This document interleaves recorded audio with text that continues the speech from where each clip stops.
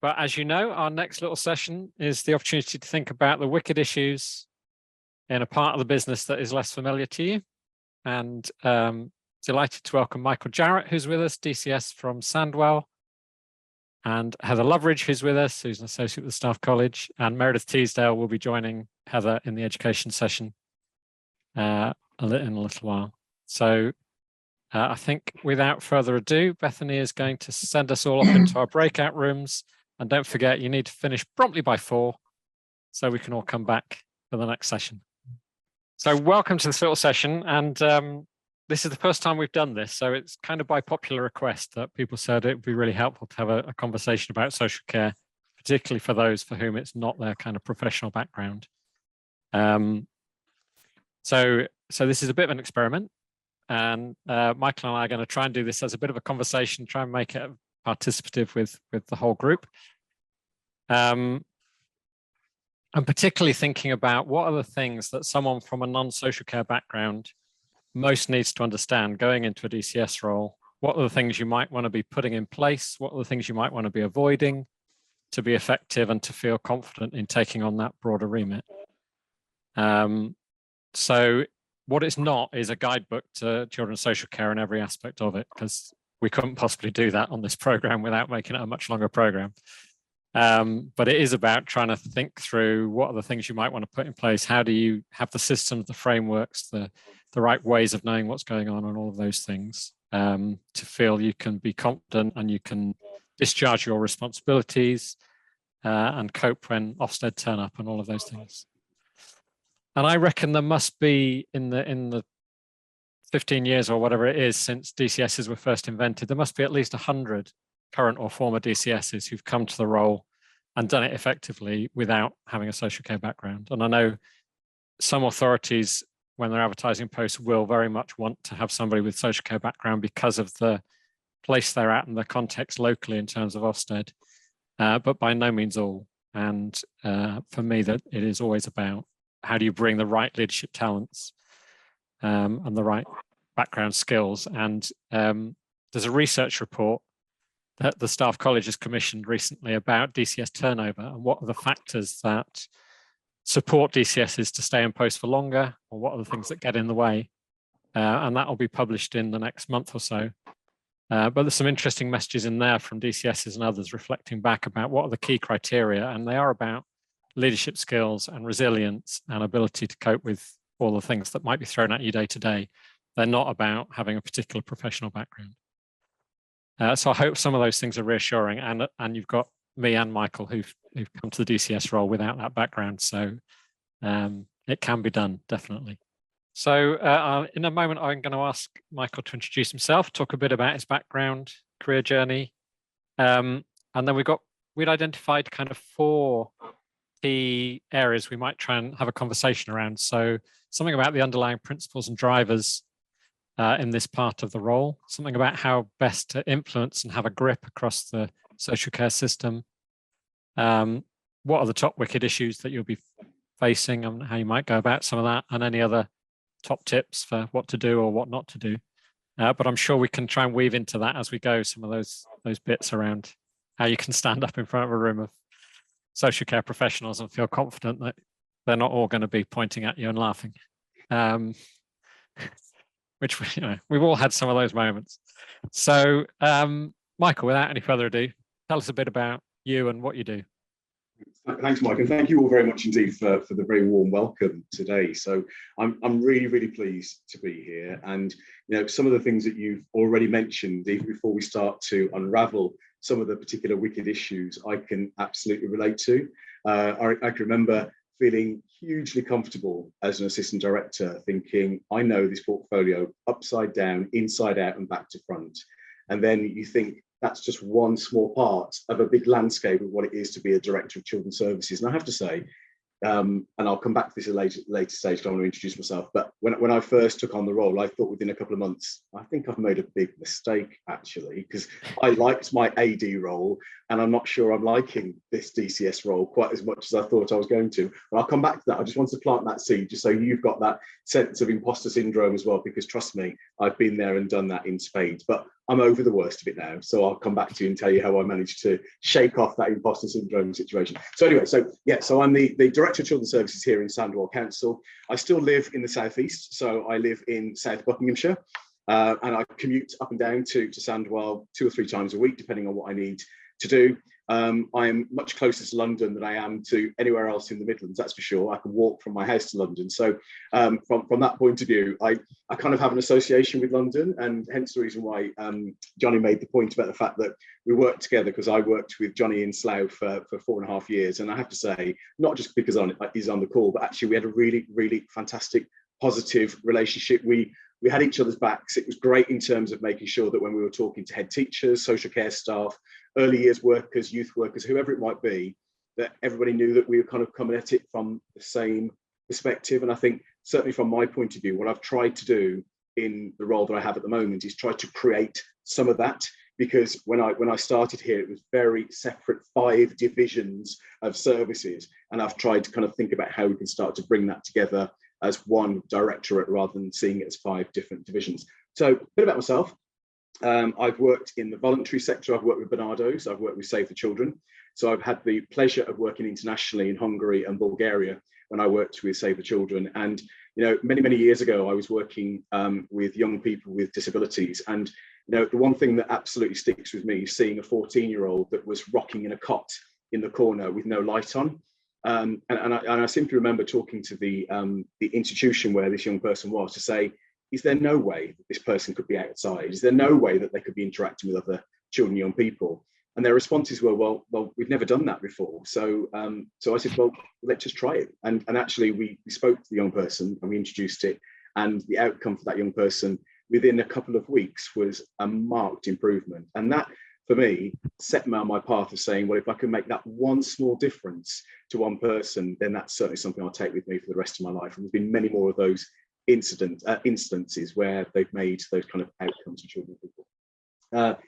Having worked in both the private and the public sector, as well as the voluntary sector, I do feel like I can draw from some of those experiences. Some of those are paralleled worlds that I've had, and some of those are, to take your point, Fiona, and others around commissioning, for example. So I've been involved in commissioning services as well as delivering them. And I think that in itself brings about a whole set of different challenges, that you're sat on one side of the fence today and then you're sat on the other fence the next day. And I think a life, in terms of my reflections of being a director of children's services now for over a year, 15 months now, is that's what it feels like every single day. You know, I am literally jumping fence left, right and centre in terms of the experiences I have and the strategic responsibility I hold as the DCS. And I have to say, I have to remind myself pretty much on a daily basis of the fact that, you know, this is not just the fun and games that I had as being an assistant director anymore. This is now really serious and really important. And I have to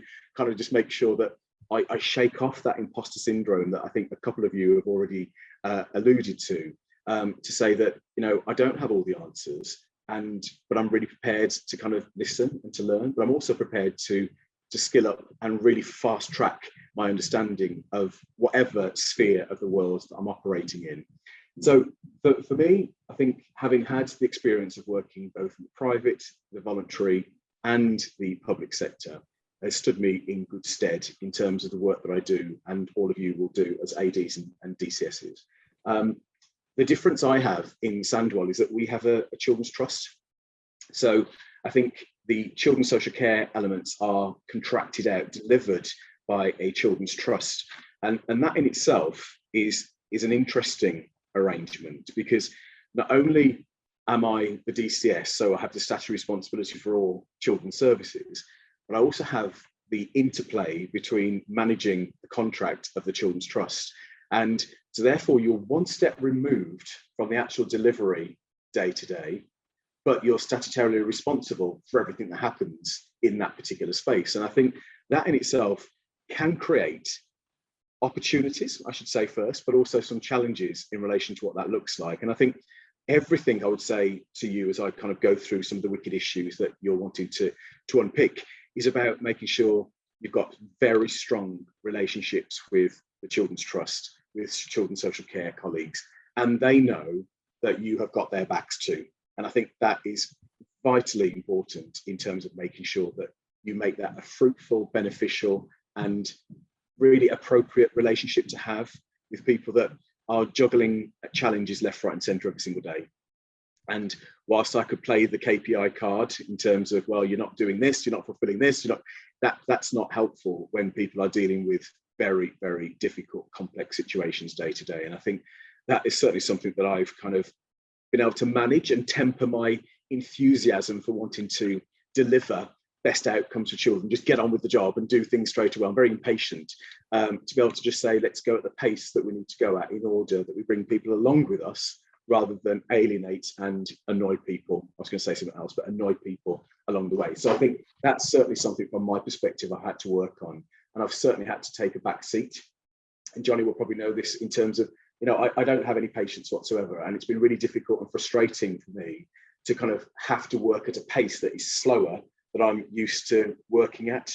And I will say, for all of you, as you enter the world and you all become DCSs in the next year or so, that's exactly what you'll have to do in terms of adjusting, because, you know, steady as it goes is definitely the mantra, I would say, because, you know, rushing to deliver and get things over the line is definitely what motivates me. I have to say, I like achieving, I like things being done, I like things being high profile and, you know, in the press and all those kind of things. But actually, for sustained outcome to children and young people, and the corporate nature of the role means that you have to go at a slightly different pace, and you need to bring people along with you.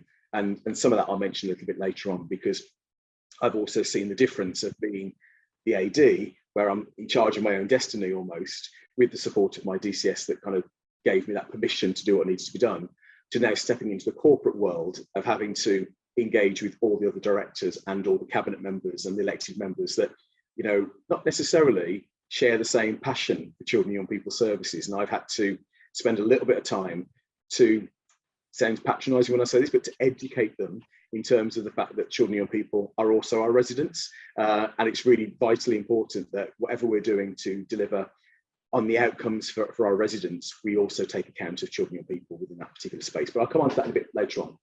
I think one of the things I was going to say, just in terms of picking up your point earlier, Mike, because my professional heritage hasn't been in social care, I think, like some of you, I kind of resisted getting to a place where I thought I'm now ready to apply for a DCS role, because I just thought I can't step into that world and expose myself in that way to saying, I don't know this world, you're going to have to help me out.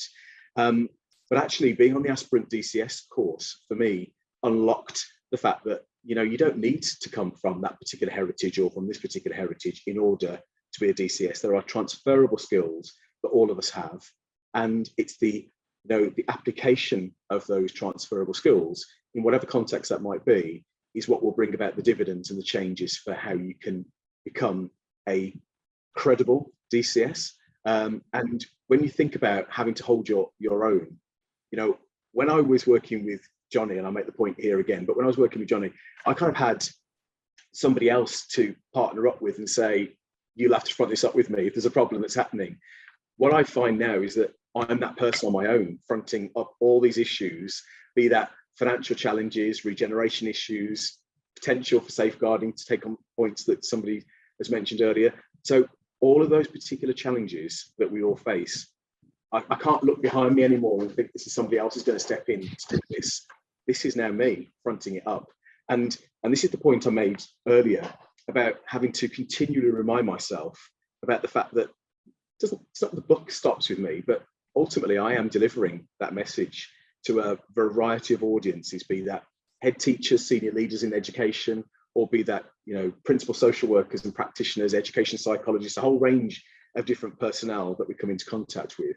And I have to say, I'm not a nervous person in the main. So I don't kind of come into a meeting thinking, oh, crikey, I feel a bit nervous about what I'm going to say. Or if I've got to do a presentation, I don't get unnerved about it.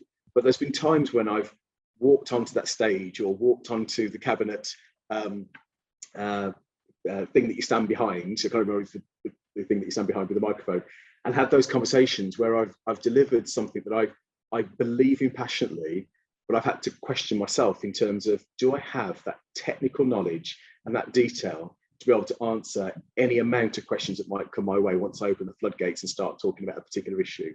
And I think you all alluded to that imposter syndrome, and I would just say, it will happen and it will live with you for as long as it does, until such time that the level of confidence just begins to outbalance the level of imposter syndrome that you get. And I have to say, day by day, I get more and more confidence in the world of operating within social care, because I have a contract arrangement with the Children's Trust. Means that I am continually having to hold the trust into account in relation to the delivery of a whole suite of key performance indicators. So if I don't know the world, I can't ask the right questions in terms of how they're performing and how they're delivering services and for children and people. So it's really interesting. But one of the things that I think is great is that, you know, take somebody else mentioned ILACS, and I can't remember whose name it was. Oh, it was Ashley, actually. Yeah, Ashley, you mentioned ILACS. I joined in the end of November, so we had Christmas pretty much as I just started. And then in May, the phone call came in for ILACS. And I have to say, up until that moment, I wasn't really bothered about inspections or Ofsted. I quite liked it because I was contributing to an inspection previously as heading up early help or heading up early years or heading up youth services, whatever it might be. But actually, this time around, when the call came in, and it was to me, so again, I didn't have anybody to look back on. The call came in to me, and it was like, we're about to start your inspection now. And I can remember thinking, oh my goodness, because, or words to that effect, because, you know, like I say previously, I've contributed towards somebody else taking that call, and I will bring my world into the ILAC space, and I'll have that inspection, and I will be able to stand up in front of anybody and convince everybody about the impact and the difference that we're making.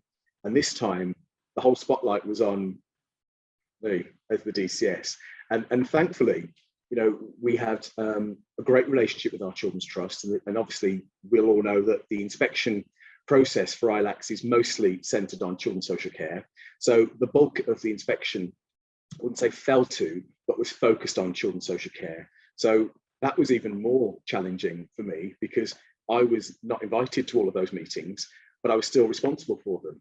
So every day, morning, afternoon and night, I was frantically texting the chief executive of the Children's Trust to say, how's it going? What have they said? What's the kind of, so the point of triangulation, because there was regular keep in touch meetings, as you'll all be familiar with. And it was just one of those kind of senses of, my goodness me, I am responsible, but I'm having to relinquish that responsibility to somebody that hopefully is going to be able to say the right things at the right time. And thankfully, the outcome as part of the ILACS was really positive, because for over a decade, services in Sandwell have been rated as inadequate, hence the reason why we have a Children's Trust. And thankfully, for the first time in over that decade, we're now a very strong, bordering on good, but requires improvement to be good. And that's a brilliant trajectory in terms of the outcomes for children and people. And that is true demonstration of partnership working, because the council, working with the trust, and other partners, including education providers as well. So really interesting. Mike, I'm just conscious of the time, and I just want to, I did want to say though, before I did, is that the one thing I would also draw from is those networks that are going to be absolutely critical for all of you. And I mentioned that I did aspirant DCS course 4 years ago now, and when I did it, I'm still in touch with all those people that were on the cohort with me. A number of them have begun and stepped into the world of becoming a DCS. So a number of, I think there's about 8 of us that are already directors of children's services already, but we're in regular contact. And I have to say, there's been times when I've thought I have absolutely no clue how to address this particular issue, or what does it even mean in terms of what they're talking about. But I think that safety net of having that set of people that I trained with that kind of shared the pain, the journey, and the laughs along the way in terms of being on the aspirant DCS course, it stood me in good stead, because it meant that I could kind of go out to that cohort and just say, help me out here. What is this all about? And then the common sense responses, again, contributed towards that level of confidence that I would need to be able to deal with that particular issue and present it with whatever kind of audience that I've been in. And I have to say, all of you will do this as ADs now, but having a briefing as you're walking down the corridor into the cabinet chamber or whatever else is something you'll get used to doing, because, you know, there's lots of kind of times when I'm being asked to go into cabinet. This evening I'm going to as well, so it's going to be a long day, but I'll be having briefings as you're walking into the door about what's happening, and then I have to front it up and deal with that with people who are asking a whole range of different questions. So really interesting, very diverse background. But I have to say, now I am where I am 13, 14 months on. I feel much more confident as a DCS. If you've asked me this question 3 or 4 months into the role, I would have said, I'm having second thoughts actually, and I don't know whether this is the right role for me, because I loved my AD role because I knew it inside out. So that's just me being really honest. And my reflection would be, it's probably 2 years into the role that you start to then regain some of that feeling of comfort in the role and feeling like, actually, I do know what I'm doing here and I don't have to feel like an imposter anymore. But anyway, so just that the first of those 4 topics was around key kind of principles underlying this area of work, the priorities, the drivers for this part of the role. Yeah. And you know, what's kind of different about this bit of work than any other bit of work you're involved in. So any reflections you'd have around that? Definitely. So I think the first thing is, and I kind of alluded to earlier, is that corporate responsibility for championing the rights of children and young people. I know that central to a lot of plans is best intentions from our elected members to want to extend opportunities for children and young people to be included, but it's not automatically happening at a corporate level, or it hasn't been previously. And I think the opportunity to take on that role as being that corporate ambassador for children and young people is absolutely vital. And you know, I've found myself in, I don't know, countless meetings having to, when they're talking about whatever, regeneration pipeline, new buildings, new shopping centres, whatever it might be, talking about the needs of children and young people, and how are we checking that out against what is the future proof of our communities. Because you might have done some consultation with a group of young people 15 years ago, things have really moved on. And I think having that champion of the voice of children and young people is absolutely pivotal in there.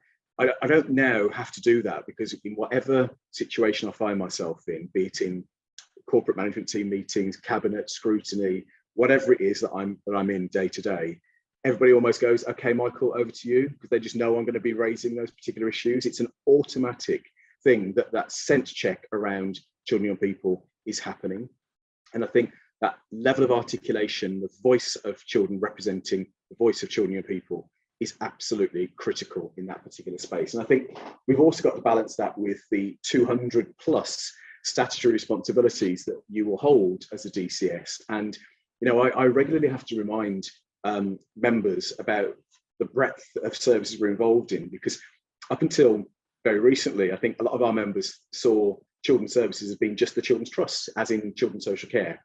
And so when I'm talking about all the other parts of the system, and that corporate statutory responsibility, I think that's really helpful, because that's when people get the sense of, blimey, I didn't realise there was so much involved in some of that particular space and the complexity of the work that we operate in as well. But I think to take somebody's point, Ashley, you made this point again earlier, and I think Fiona, you also mentioned it as well around safeguarding and those kind of, how do we seek assurances in relation to safeguarding? And I know you mentioned that in the context of the ILAC's call, but also just in terms of wider safeguarding arrangements and responsibilities. And I have to say, you know, when you don't operate in this, or you haven't come from a social care background, you know, the sense of urgency for social care and the thresholds is very different to when you work in a social care context. So, you know, I had to remind myself again about the fact that I can't just fast track every particular issue that came my way because of the fact that I felt it met threshold or whatever else. And thankfully, I'd had some experiences of rolling out. And I think, Chris, you mentioned this about early help. So you've been responsible for early help services. I was as well in Slough. And so developed an early help offer and rolled it out, employed the staff and all those kind of things. And it was helpful for me to have that insight in terms of those thresholds and the application of those thresholds consistently. But I think using tools like working together, for example, that's been my Bible to go back to understand and appreciate the social care landscape, but at the same time, using those systems and tools and processes and language to make it accessible for social care colleagues who haven't come from an education background as well. So I think the duality of that is really, really important. I think the other thing I would urge all of you to do, if you don't already do, is to make sure you are fostering and maintaining and progressing really positive and strong relationships with the local Safeguarding Children's Partnership. In Sandwell, when I first joined, I held on to the independent chair of the Safeguarding Partnership, who was the previous DCS here. And that could have been a conflict, because I could have thought, well, somebody's watching what I'm doing here and marking the way in which I approach it. But I had a really positive engagement conversation with her before I joined, and made it very clear, I'm not stepping into the space to have somebody mark my homework, but actually what I do want to do is step into that space and make sure I can kind of learn from experiences that's gone before, and especially because that person had come from a social care background. So it was really, really important to me, and a really positive opportunity to be able to have those conversations. And I have to say, close links on every level in relation to Safeguarding Partnership, and talking about system-wide and partnership is critical.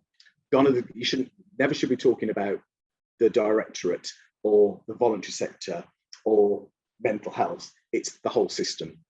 And whenever we have, and sadly we have had child deaths in the time I've been here, and it's the part that I have to say keeps me still up at night. It still doesn't make me feel comfortable in terms of the process that we have to go through. But the strength that I've been able to draw from that whole system approach, and fronting it up from the Safeguarding Partnership as a whole system, as a partnership, has been really helpful, rather than pointing the finger to any one single agency or organisation, which is very easy to do if you're looking for a scapegoat. So I think in lots of ways, it's about the partnership. What are we doing at a whole system level, and what are we doing to be able to impact safeguarding arrangements for children and people? I think I've also introduced opportunities to do joint work. So thinking about how the education sector can engage with the social care sector. And again, some of those challenges when I first joined were around the fact that they were very separate entities, made even worse by the fact we had a Children's Trust. So the Children's Trust was an operationally independent organisation, and then we had the rest of Children's Services sat in the council. But the two did come together, but in terms of looking at social care and the interface between education, it was not as well developed as it is now. So we have progressed some of those particular developments and worked on very specific priorities. So for example, corporate parenting, it's something that straddles all of our responsibilities collectively. And it's been a great way to be able to fuse some of that education in with social care, to think about how we can act as corporate parents and how we can work effectively together as one to deliver on those corporate strategic priorities. And I have to say, the Corporate Parenting Board now looks and feels completely different, operates completely differently, has complete ownership from all the partners that come to the table. There is clear expectations in relation to when you rock up. I was going to the first couple of meetings and people are, oh, I haven't read the minutes yet. I don't know what's on the agenda. And I'm just thinking, no, we've got a corporate responsibility here. So it's more than just turning up to a meeting. It's about owning those responsibilities and actually contributing specifically in terms of delivering on outcomes for children and people. So I had to do a bit of education with those members and those partners. And I have to say, really pleased with the outcome, because now we do have very specific ownership over a whole range of different tasks across the corporate parenting landscape. Other stuff that I've worked on, to take your point, Chris, around early help. So early help sits in the Children's Trust, but we fund it. So the council funds it. It's sat in the Children's Trust. However, the council and the Children's Trust, through our commissioning arrangements, have come together to deliver a joint early help strategy, which is now multi-agency.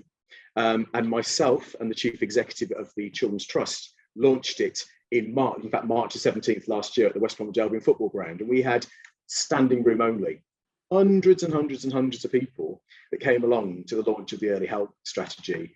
And that was a brilliant, I think, indication of the changing focus from what was children's social care and the rest of the council's children's services to a joined up way of delivering services for children, and how we deliver the message across that whole system, that whole partnership. And so any of those opportunities you spot around how you can do joint work, how you can engage and bring in education with social care, all I would say to you is go for them in spades, because it makes a huge difference. And operationally on the ground, we operate now in localities in Sandwell, which is a new way of working. But we have teachers now on that localities working group. We've got social workers, early years workers, youth workers, voluntary and community organisations, all part of a locality way of working. And built on the footprint that we have here in Sandwell, Sandwell's an interesting place. I think a lot of people say, well, where is it? Well, it's near to Birmingham, and it comprises of 6 towns. And so there's no one town that is Sandwell in the same way that you might go to Cambridgeshire and you go to Cambridge. You've got, Sandwell is made up of those 6 towns, and they're very, very different. And so therefore, building on a localities model means that you include the communities rather than exclude the community, which I think is really positive.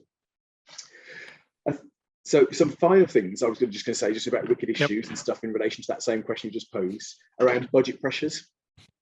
So whilst I'll talk about some of the other stuff at a later stage, but some of the budget pressures, keeping a very close eye on the use of the general fund, the maximisation in relation to grants, in relation to DSG, for example.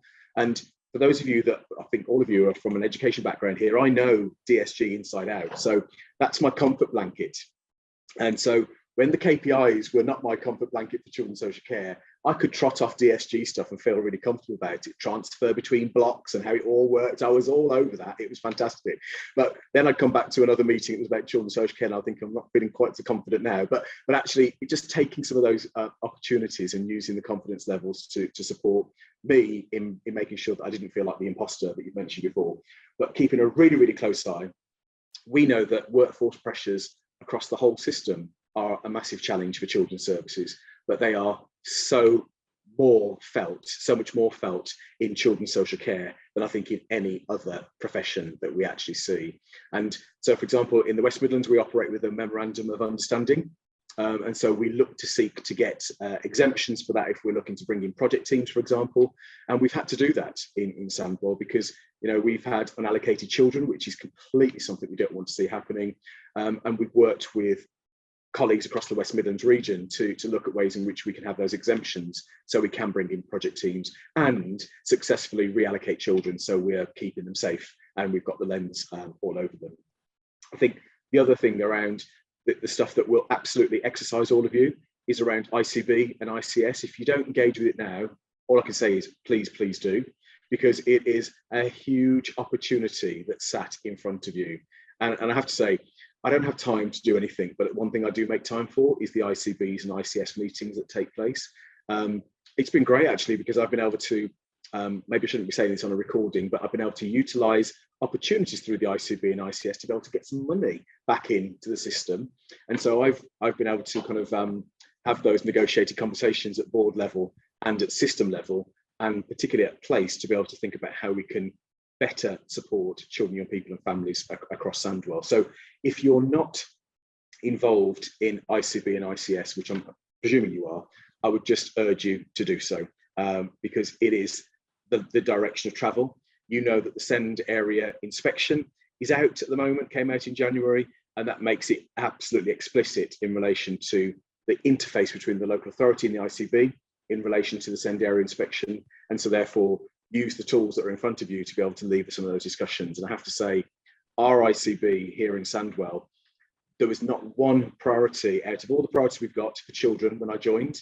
We now have 6 strategic priorities across children's services that I have developed with partners, and all 6 of those priorities are now in the ICB framework for Sandwell, which is brilliant. But it's because I'm not prepared to sit in the corner and just not say anything. I've kind of gone through the cancer care priorities, the diabetes care priorities, and the adults priorities, and absolutely acknowledge the fact that they are clearly strategic priorities. But what I have commented on is we just don't seem to have children represented in this particular suite of priorities that we're going forward with. And I have to say, I'd like to say it was, the product of huge negotiations and difficult conversations and blood, sweat and tears, but it wasn't. I kind of just said, there's no children's priorities here. And they were like, no, you're right. So what would they look like, Michael? And then when I shared the system-wide priorities that we developed as part of the Children and Family Strategic Partnership, they thankfully accepted all 6 of them and have included them in the ICB framework for Sandwell. So if you're not engaged, get engaged, because it's absolutely the vehicle for delivering everything you possibly can within children's services. Fantastic. Thank you. And any burning things people want to come back on before we move on to the next topic? Just conscious of time. So let's keep moving forward.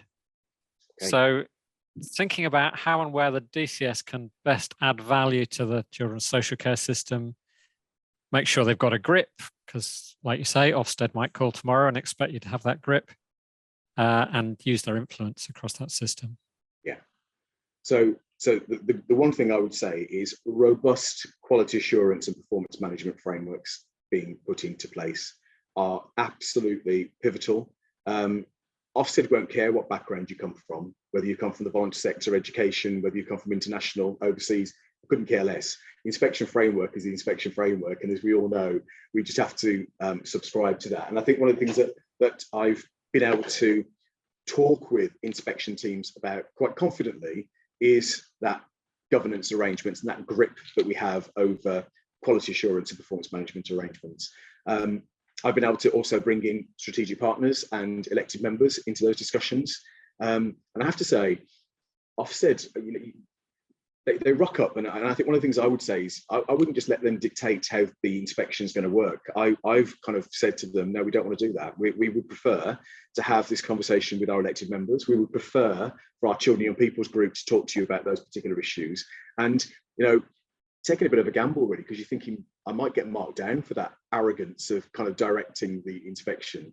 But it was interesting because after we were waving them off and we'd kind of got the feedback from them, and that's when it was safer for me to have those more brutal conversations. They said, we really like the fact that you actually were directing how things were going to be, and that you did manage the services in Sandwell, and it was really clear that you wanted to showcase some of the stuff that you were doing. And I think, you know, that's not necessarily coming from confidence. It was probably coming from me feeling a bit nervous, really thinking, oh my God, if they take me down this particular rabbit hole, I'm going to feel really kind of exposed. But actually, if I can shoulder you just to look at something else, then that would be really good. But it worked in our favour. It was probably a risk at the time. But if I'm being honest, we were inadequate for over 10 years, in fact, 11 and a half, for 10 years. It was worth the risk. And I just thought, well, you know what, the only way we're going to get is we're going to get inadequate, or we're going to get, you know, step up to requires improvement. Thankfully we did. So from that point of view, I'd absolutely talk about how that particular works.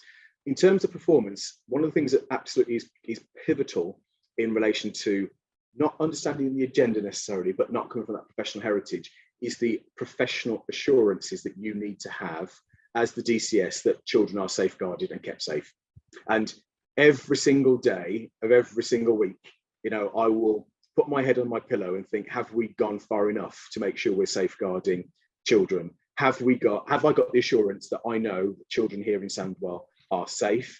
And if we have got some questions marks about safety of children, what mitigations have we got in place to be able to make sure we're managing that? And I have to say, that's something that we now have as a regular conversation as part of the local safeguarding arrangements within children's services. We've also brought in another layer of governance to wrap around that, to be able to have, again, a bit of a comfort blanket, where we've got the 5 strategic boards. So Safer Sandwell Partnership, Safeguarding Adults Board, Safeguarding Children's Board, and the Domestic Abuse Strategic Partnership. We brought them together as chairs, and that's one way of seeking that assurance. And again, it's partnership-wide, whole Sandwell-wide, and it then doesn't just all fall to children's services if something horrible is to happen. And we have had, like I mentioned, instances where those things have happened, but it's about what our response looks like and not trotting out the cliche of lessons learned, because, you know, sadly, that cliche doesn't stack up when you've got a young person that has just lost their life. And it's the part of the job that, if I'm being honest, I love all the ribbon cutting opportunities when you're opening a new wing of a school, or when you're delivering a new youth service. For example, I've just commissioned 2 new youth buses for Sandwell, 2 massive double-decker buses for Sandwell. So I'm dead proud of all those moments. But the times where I feel at my lowest is when there is serious practice reviews taking place and we have lost a young person for a variety of failings. And some of those systemic failings are to do with parents, obviously, but some of them are also to do with, did we go far enough in terms of that professional curiosity to see whether we've actually got children safeguarded? And one of the mantras that we absolutely have across the whole system now is professional curiosity, because it's all too easy to think that's somebody else's job for keeping children safe. And actually, I know it's a bit of a cliche when we say safeguarding is everybody's business, but it absolutely is. And what I've done is worked with, you know, taxi drivers, I've worked with lunchtime supervisors, school crossing patrol officers. I can't tell you a group of people I've not had a conversation with about reminding them of their responsibility in terms of keeping children safe. And what does that look like if you're a grass cutter in one of our local parks and you see something that you just think just isn't right, what do you do? You know, and people say, well, you know, I kind of think that hopefully the teachers will pick it up, or hopefully, well, no, they won't actually, because they're in your park, they're in your site. And so therefore, you know, your responsibility is to make sure you're reporting some of those particular issues. And you have got that question, why are you not in school if you're a 13-year-old and it's 10 o'clock in the morning? So those kind of discussions take place. And I have to say, I'm like a stuck record. And, you know, I know that people kind of think, oh, God, here he is again, kicking off, always talking about children's services. But, you know, I make no excuse for it. You know, the bottom line is, we are statutorily the advocate for children's services, and we have got a duty to make sure that people are reminded of that. So it's important for all of us, and it's important for the children and young people who don't have a voice always in those forums to make sure that happens. I also just wanted to make sure about engagement with members and lead officers. So our chief executive, who I have to say I'm really lucky, because my chief executive was a DCS. So I can have a shortcut conversation with him about certain stuff, because I don't have to go into huge amounts of explanation. And when I've worked in other local authorities, I've had chief executives who haven't come from a DCS background, and I've had to spend more time explaining the issues and the financial challenges and the pressures and all those kind of things. Whereas now I'm very lucky that I've got somebody that understands the agenda. This person's about to leave, and I'm having a new chief executive starting on the 6th of February. So I'm going to have to relearn all of that, because this person's come from a different background and hasn't come from a DCS background. So I've been spoilt up until now, but I'm going to have to go back and do things differently. Lead members, I have regular meetings with the lead members. So I have a briefing every single week. I have meetings sometimes 2 or 3 times a week with the lead member. And I also have meetings with our cabinet as well on a weekly basis. And as part of those cabinet discussions, I also make sure that, again, I'm reminding people, irrespective of the agenda, of the importance of including children and people. So when we're talking about, and I'm making it up now, I don't know, a new supermarket that we're just about to acquire, or something we're just about to demolish a tower block, then I will talk about how have we run that past the lens of children and young people. One success story I want to share with you. On our cabinet report profile now, on our template for cabinet reports, it now includes the impact on children looked after and care leavers. I am beside myself with that achievement, if I'm being honest, because, you know, up until then, I had worked fairly tirelessly to remind people of their corporate parenting responsibility. And the leader of the council, who's brilliant, I have to say, I took her out on a couple of visits with me. And we went to a youth centre once, and she was a captive audience in my car. So I was driving and I thought, great, I've got her for an hour in the car, I can talk to all that stuff. And I just said, wouldn't it be just amazing as a commitment if the council really took their corporate parenting duties seriously and run everything through the lens of the impact on care leavers and children looked after? Her response was, wouldn't it be? So let's make it happen. And it has. And do you know what? I am totally delighted with that outcome. It's fantastic. So if you can do any of those kind of things, please, please, please do it, which would be amazing. I've also looked at some of the other things to go back to the question, adding value around reshaping the directorate management team here in Sandwell. I joined having just gone through a restructure and secured a post in Slough as the Associate Director for Children and Families, and then came in to become the DCS here in Sandwell, and just reflected on the organisational structure that I was inheriting here. And it just didn't really work for me. So I just thought, well, I can do one or two things. I can moan about it, or I can do something about it. And so we just did a restructure, and it was great because we've now got proper divisions, all systems in the right place. It all feels a little bit more coherent. And we've got assistant directors who've been all regraded, all uplifted, by the way. So they think I'm the best thing since sliced bread because they've all had a pay increase, which makes it easier when I'm asking them to do lots more stuff. But it also means that people are operating at the right level. And strategically across the organisation, they felt like to me they were operating at heads of service level, but paid more than what they should be. And now they're paid at AD level, and they represent at meetings, they go to cabinet, they go to scrutiny, all the things that you'd expect people to do. But I've also extended those briefings to include all the heads of service as well. So on a monthly basis, I have an extended directorate management team meeting, which is the ADs and all of the heads of service. And then on a weekly basis, I have DMT officially once a week, and then an informal DMT at the end of that week to make sure I'm picking up any particular issues throughout the week. And I have to say, surrounding yourself by amazing ADs like you will all be doing when you're in that particular role is critical, because if you've got colleagues who you can rely on, who you know are absolutely rock solid when it comes to the agenda, you don't have to think that you've got to relinquish some of that responsibility and think, oh God, I hope they're saying the right thing. Actually, they're brilliant. And I am really, really blessed to work with some amazing ADs. And I tell them, and I also publicly tell them, and I think those thank yous are really important, because now I have cabinet members who say, oh, I know so-and-so now, whereas before they were like, who are these people? Names on a piece of paper. So it's really important that that's the case. Just one final thing, Mike. I know that you're staring at me in that glared look to say move on to the next thing, but I just want to say, given the time, and I know it's really challenging, but in terms of my diary, I also make sure that I attend, and I have attended every single team meeting across all of the divisions of the directorate. So I've been to every single team meeting, every service briefing, etc., etc., and that has been really helpful, because people are more likely to tell you something in a team service meeting than they perhaps wouldn't say on a directorate briefing. So when I do whole directorate briefings, there's about 900 staff that come along to those briefings, and people won't usually have the confidence to kind of say, can I ask you something about this, or can I ask you something about that? Whereas on those service meetings, I get a much more natural conversation that I have, and that's really, really positive. I think the other thing is, like I mentioned before, I don't make no apologies for raising children's issues at all, at every and any opportunity. And if people are talking about money, SIL money, the old Section 106 stuff, I'll be the one saying, yeah, infrastructure-wise, we need to talk about that. So again, if you're talking about imposter syndrome, get into the imposter syndrome in terms of the SIL funds, in terms of the the infrastructure levy, because that's when you can start to think about how you can reshape services. So for example, we're building a new school now since I've been here. So I've been having conversations about SIL money and saying we need to invest in education, and we're now building a new school.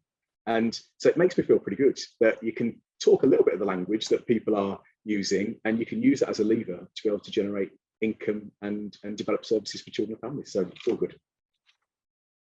Brilliant, thank you.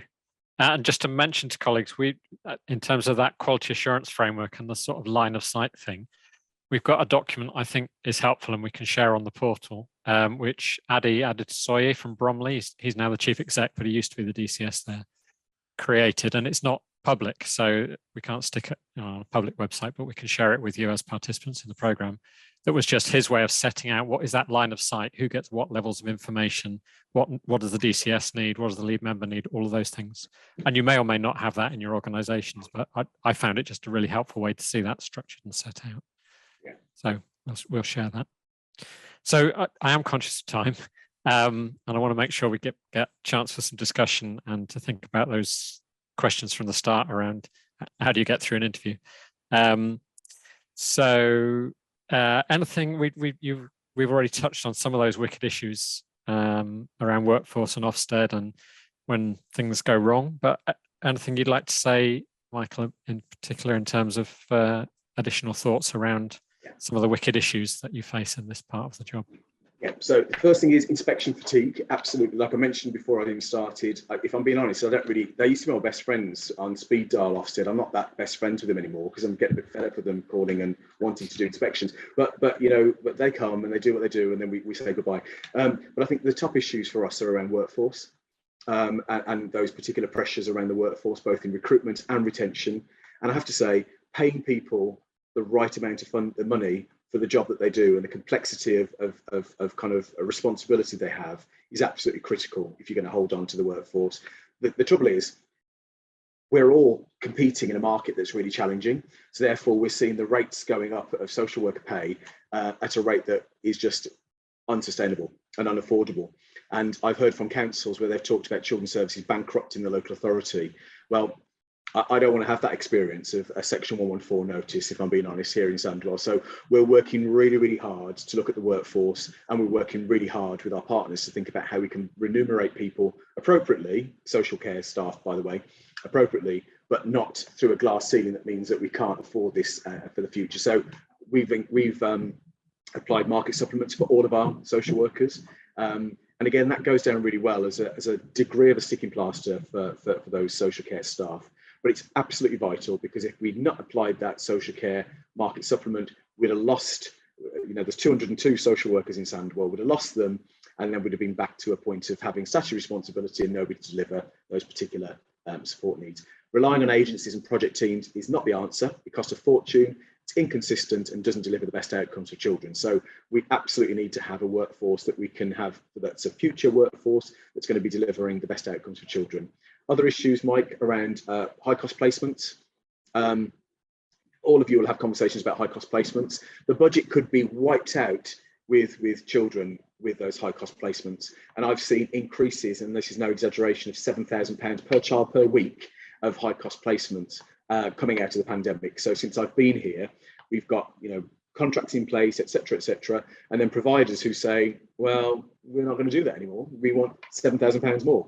And of course, they can raise the bar financially because there's nobody else to step into that space to be able to do what needs to be done. And thankfully, we've been pushing back on the market and on the sector, but there's only so much you can do to push back, because there comes a point when you've got to deliver on statutory responsibilities, of which residential, in the absence of having foster carers in abundance.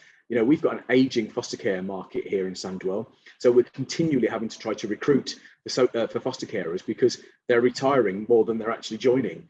And we've got social workers who'd say, well, I'd rather work in Sainsbury's than work on the front line, so I can get paid more money working in Sainsbury's with less responsibility. And so all those challenges come into force. High cost placements, workforce will be a recurring thing that you'll just be drawn into.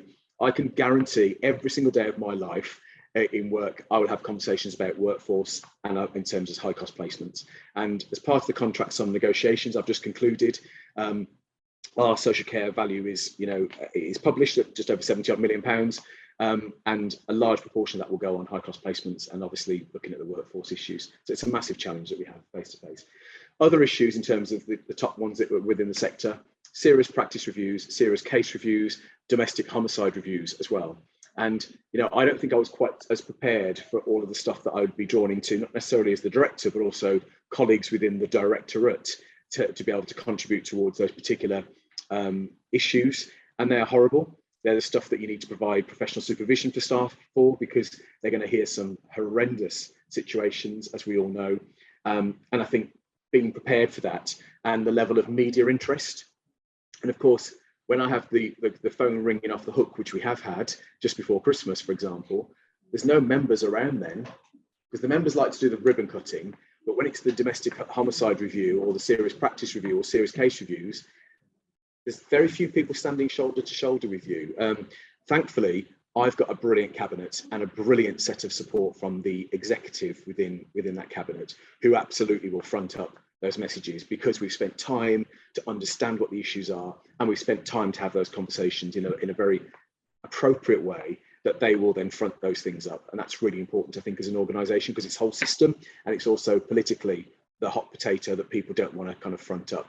But I've seen it happen elsewhere in other local authorities, where you as the DCS are the ones having to front it up because nobody else wants a share of that particular pie, because it's just not popular. And that's what happens from time to time. Working regionally, working nationally, absolutely critical. I interface with colleagues in London, I interface with colleagues in the Yorkshire and Humberside region, wherever it might be. So if somebody I know, and especially people that's been on my cohort before, but people is doing something that I need to do, or I've read somewhere that they're involved in something, you can quite easily pick up the phone. And the one supportive colleague you'll ever meet is another director of children's services who will do their best to help you. And I would just say, have them on speed dial and pick up the phone, and don't be frightened to say, I haven't got a clue, actually. I don't know what I'm supposed to be doing. And I think the honesty is where you'll get the best support from. I think trying to blag your way through meetings and try to make it, it all because you're the DCS, is you'll come unstuck pretty quickly. And I think the honesty and the integrity and the authenticity of being a director that's saying, I'm going to have to find out a little bit more about that particular issue before I come back to you with a response, is absolutely the way to go. But trying to blag it, I'd just say you're going to trip yourself up, so I wouldn't do that, that's for sure. Brilliant. Let's open into that last part of the conversation then, around any other kind of top tips, things that have worked for you, or things that you kind of go, just don't fall down that particular bear trap that I did. Yeah. And then we'll open up for the wider conversation. Absolutely. I think the first thing I would say is, you will probably, as I was, and I still am, tempted to get really stuck into the detail, because that's the comfort blanket that I was been craving for, because I like that bit when you're talking about, should we have blue display boards over here? I'm making it up and I'm being extreme, but when you're really sucked into the detail is where you get really comfortable, in that particular space. And when you're talking about, school place planning and you're really getting involved in it, or you're talking about social care, market supplements or whatever else, it's the part of the conversation that you can feel that you can own in equal measure with colleagues that have come from a professional heritage in social care. So I suppose all I would say to you is, it's really easy to get sucked into that detail, but you need to step back away from it, because it's not sustainable to have that way of working. And you can't be in with the weeds and at the same time looking across the whole field around the kind of stuff that needs to happen. And I think if there's nothing else, because I want to get involved in everything, I want to know everything, a bit of a control freak really, because I'm used to being the AD, knowing everything to do with that particular service area.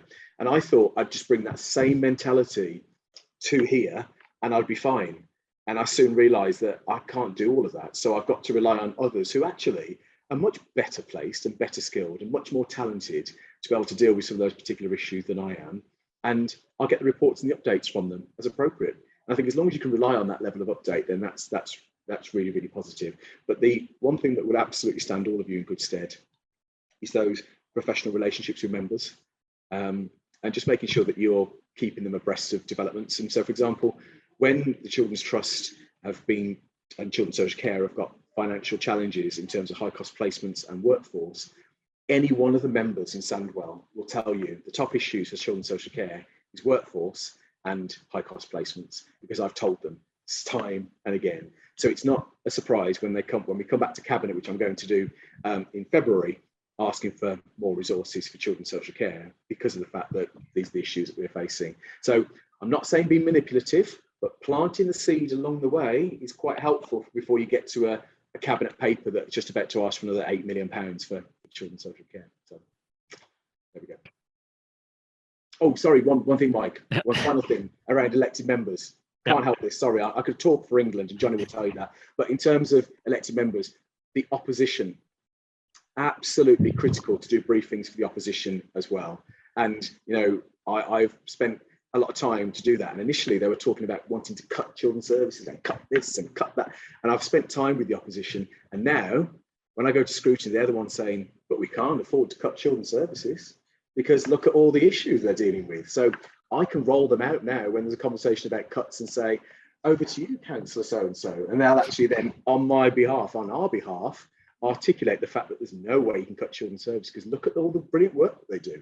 So again, I don't mind saying this in an open forum. I don't like saying it when I'm being recorded, but being manipulative is absolutely what you're going to have to do. And as far as I'm concerned, if it gets the outcome for children and young people, as long as it's legal, then I'm happy to give it a go. And that's what we do. Brilliant. Thank you, Michael. So, colleagues, want to make sure you've got a chance to ask questions, and I will just prompt Michael again about that one that Johnny asked earlier about how are you going to get through an interview for a job? Yeah. When you've got that, maybe that little imposter sitting somewhere on your shoulder. So do you want to start with that one and then we'll just see what else people have got? Yeah. So I mean, the interview that I had to go through, I think Johnny, I don't think I even told you I was going for the interview, because when you think, I don't want to say to somebody I'm going for an interview and then you come back and say, oh, I didn't get it. So I don't think, and it was the first job I'd applied for as well as a DCS. So I didn't even know what to expect or otherwise. So I was contacted, as most of you will be. I was contacted and I kind of just, thought, oh, I'll throw my CV in and see what happens. And before I knew it, I was actually sitting on the first panel, having an interview with people. And there were 6 panels I had to go through.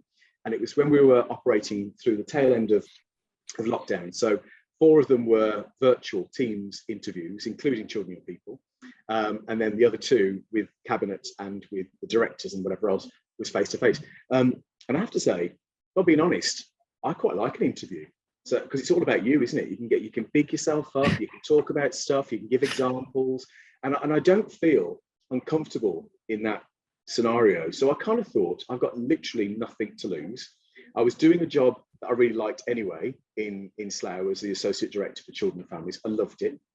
And, I just happened to be on this treadmill of applying for something that I didn't even know I wanted, if I'm being honest, because like I said, back of my mind, I was thinking, I can't do all of this kind of stuff. I like my comfort blanket. But anyway, as I went through the first couple of interviews, the first rounds, I just thought, this is getting easier, actually. The questions they're asking me aren't fazing me. I feel comfortable about the responses I was giving. They didn't get into huge amounts of detail around high cost placements or children's social care per se. They just wanted to know what the top issues were that I was aware of, and what I would do to address some of those things. And thankfully, I've been able to achieve some of those. But I have to say, the face-to-face interviews, including with children and young people, were probably the ones that I thought to myself, I definitely want this job, actually, because there's a borough here that is really receptive and wants to step into the space of working with children and people, but hasn't had the opportunity to do that for a while. Some of that was because of the pandemic, and some of that was because it just wasn't the right time for them to do that. And I think going through all those interviews, and every time I'd come out and put the phone down, I thought, I nailed that one. And it just got more confident as I was going through. And it was that point of thinking, I'm on the 4th round and I've smashed that one. So if the 5th one's going to be anything to go by, I'll be all over it. And I have to say, the face-to-face ones were best because, you know, it was in the council chamber, all of cabinet, and then there was me sat in the corner having these conversations. I've got screens either side of me because it was in the middle of COVID. I've got screens either side of me, so I couldn't be all like this with my hands and animated. I had to be a bit more constrained. But I've done quite a lot of preparation with the statutory responsibilities, the duties. I've done a lot of calling around and asking people questions around children's services. I'd done mystery shopping with the directorate at every level, across every part of the system. So I'd rung youth services, the FIS service, at early years, early help, whole range of people. I'd rang GPs, health visitors, just to get a sense of what the 2030 vision was looking like and how that shut down. And I was able to replay that back to Cabinet to say, you've set out on a vision for children and young people, and nobody in Sandwell seemed to know about it. And I can tell you the reasons why, because on the 3rd of February, I called this person on the 5th of February, and they were like, oh my gosh, we've done all this strategic thinking, but we haven't thought about the implementation and the rollout of it. And it was just helpful for them to know that I was more than committed to do it. I wanted to understand what it felt like on the ground. And when I had that response back from people, when I made those calls, it was enough for me to say, do you know what, we've got a bit more work to do, actually. We're not all as cushy as we thought we were. We've got quite a lot of bit of work to do, but also giving some very concrete examples about improvements I was going to make, things that I'd read up on, the data that was what the data was telling me, and what I was going to do to address them. And then also, I produced a mini, for the interview, I produced a mini plan about what it was going to look like and what my first 6 months were going to be. And I've as an improvement plan for us when I first started. And it was great because some of the cabinet members say, but Michael, I remember when you said that back in the interview. And it was just useful because, you know, I've been in interviews where I've heard people giving it all this, and then in reality they start and you think, you're not quite the person I saw. Whereas I wanted to show that what I was committing to was certainly something that was going to be realistically applied when I actually got the post. And I think that has been quite helpful for me. And it's meant that, you know, when I now take a particular issue to cabinet or directors or scrutiny, whatever it might be, they're kind of saying, do you know what? He has done that in the past and he has lived those values. So I think that's what I would say in terms of getting the job. And it was, I was driving back. In fact, the first person I rang was Johnny to say, my God, I've just come back from the interview and they've offered me the job. And he was like, what job? So it was a really, really nice experience, driving back from Sandwell back home to just outside London, and feeling that I'd been able to secure the job that really was probably in my heart of hearts, my dream job, even though I doubted myself in terms of the ability to be able to do it. Fantastic. Thank you for sharing that. So colleagues, questions? Things that Michael hasn't covered that are still burning in your mind? Ashley. Thank you, Michael, for your candor, open, honest reflections on your role. Very interesting. I've got 2 questions. One is around, it's probably a really easy one. Like you just said there, preparing for interview, you brushed up on all the statutory duties. So we hear this kind of, oh, there's more than 200 statutory duties. Where'd you get a list from? Because I can't find it. And Mike, maybe you've got it, but yeah. Where's the list? It's really easy. Just Google DfE. It's on the DfE website, statutory duties for Director of Children's Services and lead members. And it just comes up. It doesn't add up to 200, but it's more than that, actually. So I think at the last count, I can't remember, it's something like 259 or something, but it's a huge number. But yeah, if you Google that, because obviously don't forget, there might be groups now in terms of the refresh of what's been happened under, you know, thematic things like for education, for children's social care, but the actual duties are, you know, early years outcomes duties, admissions, attendance. It's all broken down in relation to that. I'll keep looking. And you mentioned the working together document. Are there any other key documents that you think someone from an education background should read to get up to speed on that? So the care review from Josh McAllister is absolutely fundamental, and obviously we're waiting for the Department for Education's response to those recommendations that came out of the care review. But that is the bread and butter in terms of what you need to do. Working together is absolutely fundamental. You need to know it inside out, back to front, in terms of what that looks like and the applicability of that in relation to the work that you're doing. And I think, once I'd been through a number of meetings and I started to trot out a few words that was a bit like everybody else was talking in that language, is when people think, oh, you know it now, you get it. So there was none of that sense of, well, what do you know? What do you bring to the agenda? Which is what I was questioning my own mind. Although actually, nobody was saying that to me. And in fact, I was checking out with people because I was probably feeling a bit vulnerable. But people were like, well, no, actually, I think you've made an equal contribution to that discussion. And now I'm chairing those meetings. Now I'm leading those discussions. And I think it just comes with the time, not necessarily the confidence, but it comes with the time to be able to give towards. And I have to say, most weekends, most evenings, I spent reading in the first couple of months of me being in post of just all the documentation, all the performance reviews, all the notes from meetings, all the commitments that have been made. And that's where I think some of the confidence came from, if I'm being honest. Which came after you'd actually got the job. Yeah, and before, obviously I knew I was leaving. So in the time that I was leaving, it's like when you're holding on to a job and then you're moving into another one, you're transitioning.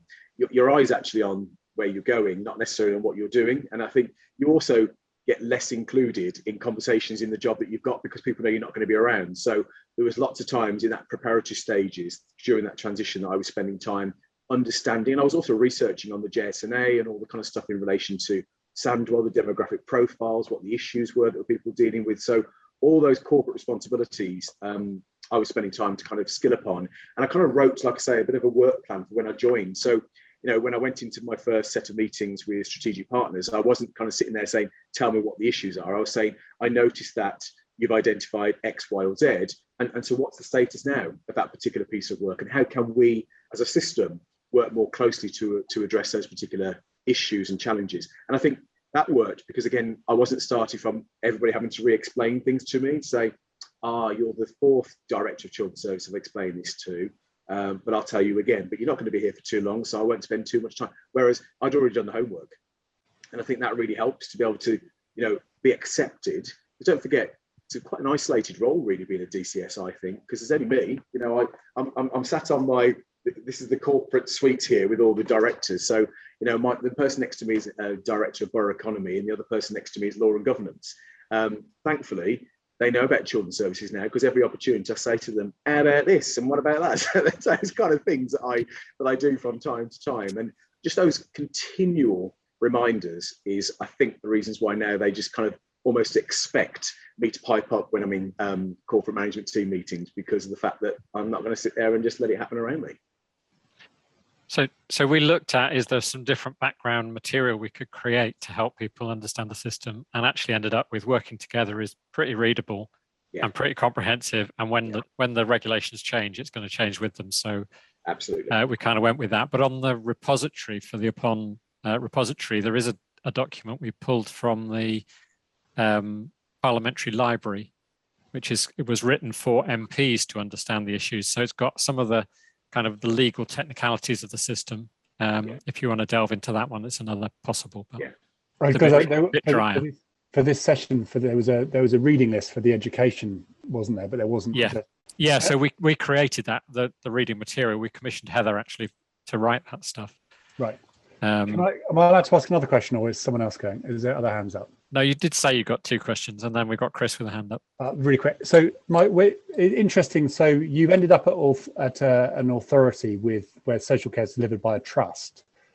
How was that in your thinking? Was that deliberate, or are you pleased, or do you wish you had social care as well? Or wow, that would be an admission, wouldn't it? So in terms of deliberate, yes, it was, because I'd come from Slough, where we had a children's services trust, and I had a foot in both camps. So I was working within children's services within the council, and as Johnny will know, I was also being asked to step into the Children's Trust arena to be able to manage and deliver some of the early help services which actually sat in the Children's Trust. So I kind of was familiar and comfortable with those arrangements. So my application for the DCS, when I was contacted for the DCS role in Sandwell, knowing it had a Children's Trust, I thought, well, it's kind of familiar to what I'm used to. Whereas I think some DCSs will say that they would never have applied for a job with the trust because they want to be wholly responsible for the whole of the children's services system. And, you know, in answer to that, we are. So you still retain that statutory responsibility, but it's delivered operationally through a children's trust arrangement. So I think that some of that is quite interesting. I think the only thing that I would say is, you know, would I want to have children's social care at the moment? We had the opportunity to exercise the break clause on the Children's Trust for this year, starting from the 1st of April. And as part of contract review negotiations, I have kind of said to people it's not the right time for that to happen. When we've got a really well understood and embedded good service rated by Ofsted, then we maybe have a different conversation. But right now, because of the operational independence of the Children's Trust, means that their focus is just on children's social care. So none of the Children's Trust colleagues are drawn into corporate work. They don't have to go to scrutiny or to cabinet or directors meetings. They just literally are doing, and I'm not saying just that's the only thing, but they are specifically focused on children's social care issues, which gives rise for much better opportunities for them to be able to deliver on that agenda and not get sucked into some of the other corporate things that I have to go to on a daily basis. Thank you. Welcome. Brilliant. Thank you. Chris. Yeah, I think thank you for that. And Ashley's made a couple of points that I was looking at. So thanks for kind of capturing it in that space. But Mike, one of the things which struck me, and I think this is about fit, whether you're the right fit for a particular role, and you touched on it with the Children's Trust being part of your background, and it wasn't something that was a concern for you because you've experienced it before and you've got good experience around that. But I think the word I was looking for was like the Jedi mind trick, because you've got to influence a hell of a lot of people who don't have your background and passion for children and young people.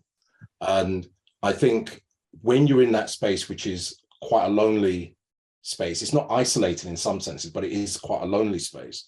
How do you build that Jedi mind trick around you so that other directors, other people in your space, other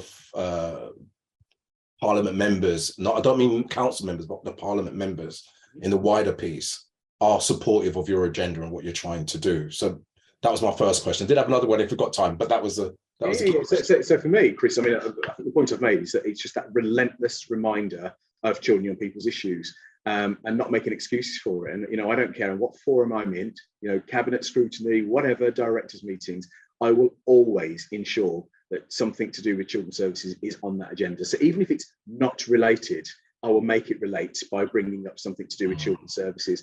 And I think the strength of this, and the test for me, has been when I've had one of the ADs deputised for me at the corporate parenting board or for corporate management team meetings because I've been on leave or what, involved in something else. And they've come back and said, blimey, so-and-so from Borough Economy was talking about the needs of children, and they were talking about corporate parenting.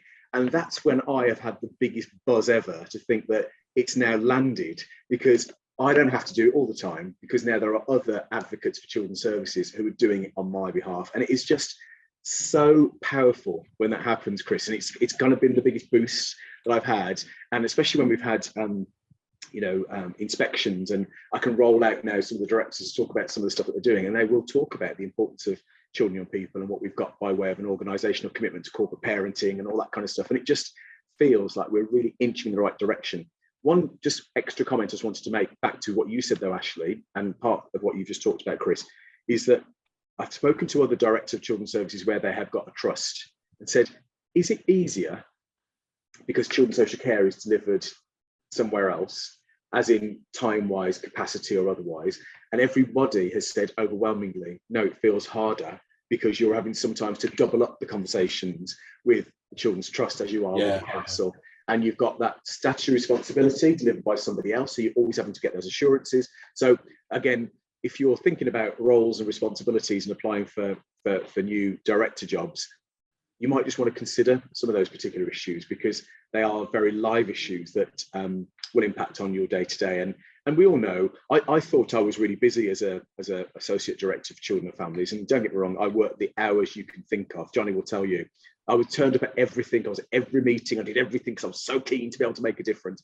That feels like part-time work now compared to what I do at the moment. It's just full on, relentless. I have, it's, don't get me wrong, it is amazingly rewarding. So I'm not going to put you all off because you're about to apply for new jobs and get them. But it's probably been the single biggest and most important and sensible job I think I've ever had in my life, because it just feels like every decision you make could impact on children's lives in some way, shape or form. So even when you have those quick exchanges with head teachers about, special needs places or whatever it might be, you think actually everybody's looking to you for the answers and they expect you to have a really measured response to everything. And so therefore I have to be a bit more serious than I have been in the past, because I was quite flippant before. I'd kind of say this and do that. Whereas you kind of think to yourself, actually, I know that people are spotting the shoes I'm wearing now, whereas before they couldn't care less what shoes I was wearing, because they're looking at you through a different lens. And it's all about you fronting things up. And how does he look? What's he saying? What did he do? What's the commitment? All those things are different to what I thought and what I expected.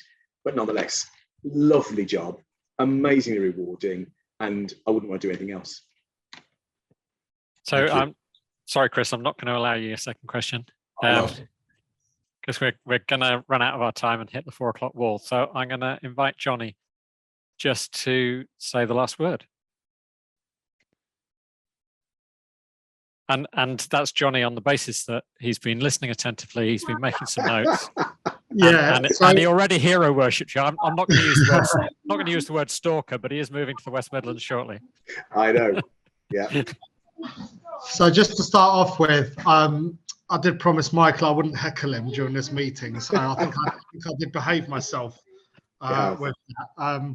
Thanks, Michael. It's been brilliant to see you here. I'm so pleased for you in what you're doing, a really successful job in Sandwell. And so the first thing is just to thank you for your time, just for being here, because I know you're a very busy guy, and Michael literally worked from 4 in the morning till 24 hours later when he was an AD. So God knows what hours he's doing as a DCS at the moment. But he did say sometimes, he's learned to look at the more strategic role and realise that as an AD, you've got your own area, you can fight for your own sort of patch, and you've got, the ways that you work. But as he's taught us, that we're beginning to understand that in the DCS role, that you have to be strategic, you have to learn to deal with corporate, you have to learn to deal with cabinet members, you have to learn to deal with the chief executive, and and teach them, if you like, especially if they're not from a DCS background. I also liked the way that you talked about taking what you learned, I suppose, when we worked together, about creating a togetherness, i.e. it's not education and social care. Even sometimes before there could have been divisions within education, when you've got someone's in charge of early years or someone's in charge of school improvement, but actually everybody is children's services, and important that everybody knows everything. So you talked a lot about that and creating that, and you used the phrase a couple of times which resonated, and it talks about having people's backs. And I know that's quite a colloquial term, but actually it's something that makes people feel really valued in a job and valued in a role, and creating that sense of togetherness is what inspires people to work, especially when you talked about you're in a market where you can't just keep paying people more and more and more and more. So you have to look at alternative ways of bringing the workforce together.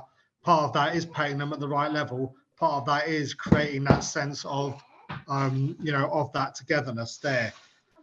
And you talked a lot about looking at the bigger picture and system-wide partnership as well. And I think that's so important, because system-wide doesn't mean focusing on social care. It means focusing on everything. And you talked about SEND has risen right up the agenda. And I think a lot of DCSs that have got a strong social care background have been caught out with SEND because their knowledge hasn't been that great around SEND. But you've talked about bringing the system-wide partnership together as well, which I think is really valuable, working with the ICB. And I think you've given us a real. Sorry, Alexa's just telling me someone's at the front door. Okay. I think the most important part of what you've given us in this session, which I think we all wanted, is to not be afraid of the education background getting in the way of being a DCS. It doesn't have to be geared towards having a social care background. It's about the strategic. Obviously, you got to do you talked about your interview, talking about, what are the main issues? What would you do about it? Those are strategic, not, what are the specific, assessment times and, and all the nitty gritty. So I think that's given us real confidence. So it's been a really valuable hour and a half. Thank you so much. And on behalf of the group, I'm sure that they all agree. So thank you very much. It really has been a good opportunity. It's interesting, really, and I know you've run out of time, but I just want to say that, thanks so much, and also to wish all of you well, because I realise that, pretty much soon after you finished your aspirant DCS program, you'll all be applying for posts, and you really will be, and you'll be so surprised how many people will, in a very short time, be becoming directors of children's services, even if you haven't already begun that process of thinking about what your next career move will be. But I will absolutely, through Mike and through the ADCS regional teams, etc., have those contacts, and it'd be really great to hear of successes. And when you do become a DCS, I'll see you at the national conference in Manchester, because that's the best networking opportunity you get. And I think stepping into that world, having those conversations with people and sharing and exchanging numbers has been the best thing I've ever done. Because I've been quite lazy in the past. I thought, I can't be bothered to make those connections. I know it all inside out. I know I need it this time round, and it's great to be able to hook up with people and have those conversations. So I really wish you well on the rest of your journeys. You're going to be amazing, and I can't wait to be seeing you in new roles in the future, which will be dead exciting. So good luck to all of you, and thanks very much for your time as well.